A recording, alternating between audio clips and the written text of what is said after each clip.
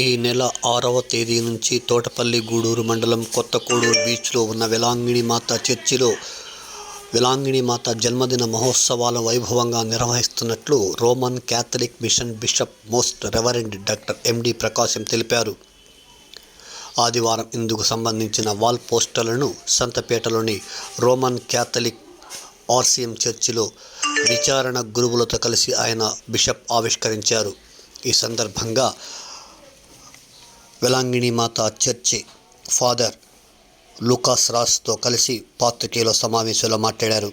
ఈ కార్యక్రమంలో విచారణ గురువులు YD Hridayaraj, Rosario, Paparao, Louis, Alex, Johannes తదితర గురువులు, ఫాస్టర్లు పాల్గొన్నారు. ఈ సందర్భంగా వాల్ పోస్టర్ను ఆవిష్కరించారు.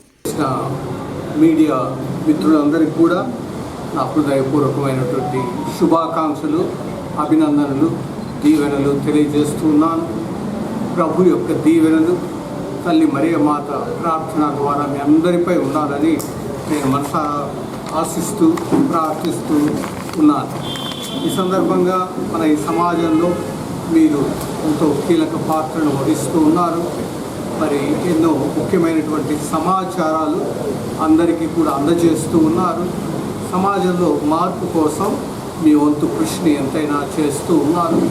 మీరు రాస్తున్నటువంటి వార్తలు, మరి ఇస్తున్న సమాచారం ఈ సమాజానికి ఎంతో మేలు చేస్తుంది అన్న విషయాన్ని నేను గట్టిగా నమ్ముతున్నాను. ఆ విషయంగా మిమ్మల్ని నేను హృదయపూర్వకంగా అభినందిస్తూ ఉన్నాను.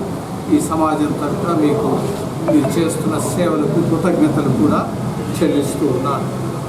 ఇదినా ముఖ్యంగా ఫాదర్ లూకాస్ గారు చెప్పిన విధంగా ఈ నెల 6, 7, 8వ తారీఖుల్లో మన కోడూరు బీచ్లో కలిసినటువంటి కోడూరు వేలాంగిణి మాత ఉత్సవాలను మనం జరుపుకోబోతున్నాము.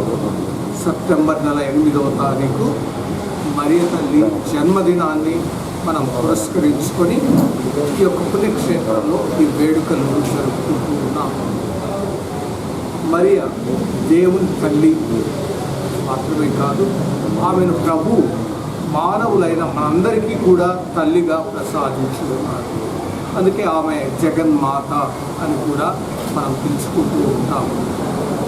ప్రభు యొక్క ఉద్దేశం తాను ఈ లోకానికి రావటానికి ఏ విధంగా మరియ తల్లి తాను తన సమ్మతిని తెలిపి సహకరించిందో, అదేవిధంగా తన యొక్క మరణ పునరుత్థాన ద్వారా సాధించిన రక్షణను అందరూ కూడా మానవులందరూ కూడా పొందుకోవటానికి వారికి కూడా ఆమె తన యొక్క సహాయాన్ని, సహకారాన్ని అందించాలన్నది ప్రభు యొక్క ఉద్దేశం.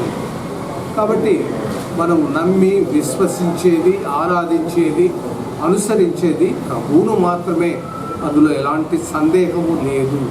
కానీ ఆ ప్రభువును ఎంతో చక్కగా అనుసరించి, ఇదిగో నీ మాట చొప్పున నాకు జరుగునుగాక అని చెప్పి అందుకు చివరి వరకు కూడా ప్రామాణికంగా జీవించినటువంటి మరియ మనకు గొప్ప మాతృకగా ఉంటూ ఉంది, ఆదర్శంగా నిలుస్తూ ఉంది. అదేవిధంగా ఆమె ఏ విధంగా కానాపల్లిలో ప్రభువును విన్నవించుకొని మరి పుణ్యక్షేత్ర డైరెక్టర్ గారు ఈ రోజున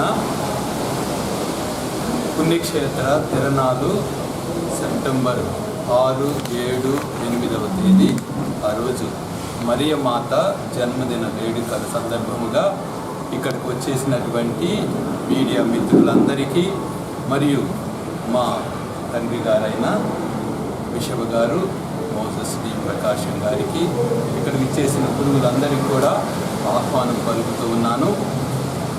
ప్రతిసారి కూడా మనము ఈ ప్రెస్ మీట్ పెట్టుకుంటాం. దీని ద్వారా, ఈ ప్రెస్ మీట్ ద్వారా, ఈ ఛానల్స్ ద్వారా ఈ వార్త చాలామందికి అందించడం జరుగుతుంది. కాబట్టి మొదటగా మా జ్ఞాన తండ్రి గారైన మోసెస్ డి ప్రకాశం గారు ఈ పండుగ గురించి, సందర్భం గురించి క్లుప్తంగా కొన్ని మాటలు మాట్లాడతారు. తరువాత అక్కడ జరిగేటువంటి ఏర్పాట్ల గురించి క్లుప్తంగా 2 మాటలు చెప్తాను. మొదటగా ప్రయాణం గురించి వచ్చేటువంటి యాత్రికుల ప్రయాణ సౌకర్యార్థమై ప్రతిరోజు కూడా ఆత్మకూరు బస్టాండ్లో 4-15 గంటల నుండి ప్రతిరోజు సంవత్సరం అంతా కూడా బస్సులు ఉంటాయి. తరువాత ఈ 6, 7, 8వ తేదీల్లో ప్రత్యేకమైనటువంటి బస్సు సౌకర్యం కలదు. రోజంతా కూడా బస్సులు యాత్రికుల సౌకర్యార్థమై రోజంతా కూడా బస్సులు వేయడం జరిగింది. తర్వాత అక్కడ ఎటువంటి అనర్థాలు జరగకుండా పోలీసు శాఖను కూడా సంబంధ వాళ్ళ దగ్గర కూడా పోయి మాట్లాడటం జరిగింది. అడిషనల్ సెక్యూరిటీని కూడా పెట్టడం జరిగింది.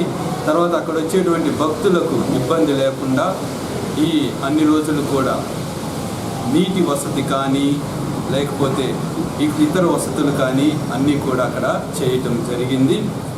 6వ తేదీ నుంచి 6, 7, 8వ తేదీ నుంచి దూరం నుంచి వచ్చే ప్రయాణికుల కోసమై వారు ఇబ్బంది పడకుండా అక్కడ భోజన సదుపాయాలు కూడా చేస్తూ ఉన్నాము.